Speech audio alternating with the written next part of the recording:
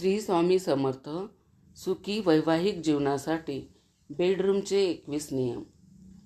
1. बेडरूममधील बेडवर बाहेरील व्यक्तीला बसू देऊ नये.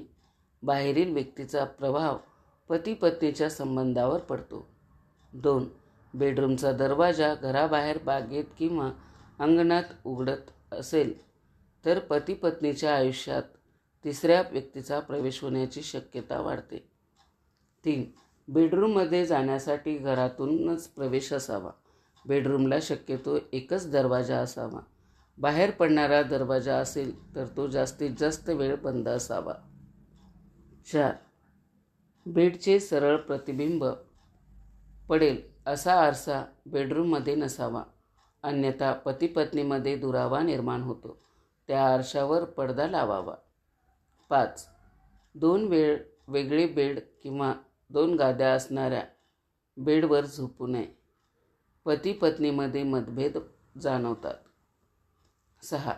बेडरूममध्ये पती पत्नीचा एकत्रित प्रसन्नचित्त फोटो पिवळ्या रंगाच्या फ्रेममध्ये असावा. याने दोघातील प्रेम वाढते व संसार सुखाचा होतो. 7.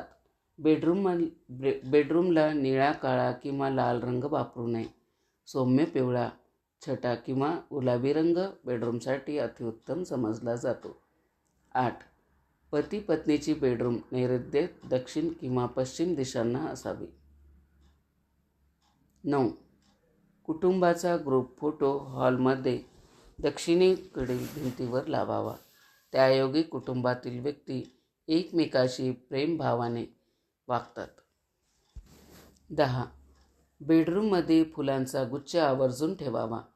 फुलदाणी असेल तर एकच फूल ठेवण्याऐवजी जास्त फुले ठेवावीत. 11. राधाकृष्णाचा फोटो असणारी फ्रेम बेडरूमच्या वायव्य दिशेला लावावी. पती पत्नीमधील प्रेम वृद्धिंगत होते. 12. ऋषी, मुनी, साधू, संन्यासी यांची चित्रे बेडरूममध्ये चुकूनही लावू नयेत. मनात विरक्ती निर्माण होते. 13. घरात उपवर मुलगी असेल तर तिची बेडरूम वायव्येला असावी. त्यामुळे विवाह लवकर जुळतात. उपवर मुलीची बेडरूम नैऋत्य किंवा दक्षिणेला नसावी. मुलगी अहंकारी व आक्रमक वृत्तीची बनते. 14. बेडरूममधील अवजड वस्तू जसे की बेड, मेकअप, आरसा महिन्यातून किमान एकदा जागच्या जागी थोडासा हलवाव्यात. त्यामुळे ऊर्जेचा प्रवाह सातत्याने वाहत राहतो. 15. बेडरूमचा दरवाजा आवाज करणारा नसावा. त्यामुळे पती पत्नीच्या वैवाहिक आयुष्यात अनपेक्षित अडचणी येतात. 16. पती पत्नीमध्ये सतत भांडणे होत असतील तर शेंदुराच्या डब्यात कुश ग्रंथी ठेवाव्यात. घरात सुख शांती नांदू लागते. कुश ग्रंथी म्हणजे कुश नावाचे गवत होते. त्याच्या मुळापासून मणी तयार करून त्यांची बनवलेली माळ म्हणजे कुश ग्रंथी. 17. बेडवर बसून जेवण करू नये. घरात दारिद्र्य येते. 18. पती त्रास देत असेल तर प्रथम तुळशीला पाणी घातल्याशिवाय भोजन न करण्याचा संकल्प करावा. 19. कोणत्याही स्त्रीच्या हातात आयता तयार केलेला विडा पतीला खाऊ देऊ नये.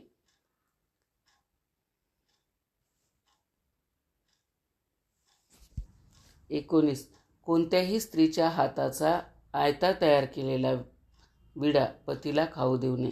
विड्यामध्ये वशीकरण करण्याचे प्रचंड सामर्थ्य असते. 20. टाकाऊ व अनावश्यक वस्तू बेडरूममध्ये साठवून ठेवल्याने विनाकारण भांडणे व आजारपण पाठी लागते. 21. बेडरूममध्ये टीव्ही अजिबात नसावा. बेडरूम ही विश्रांतीची जागा होय.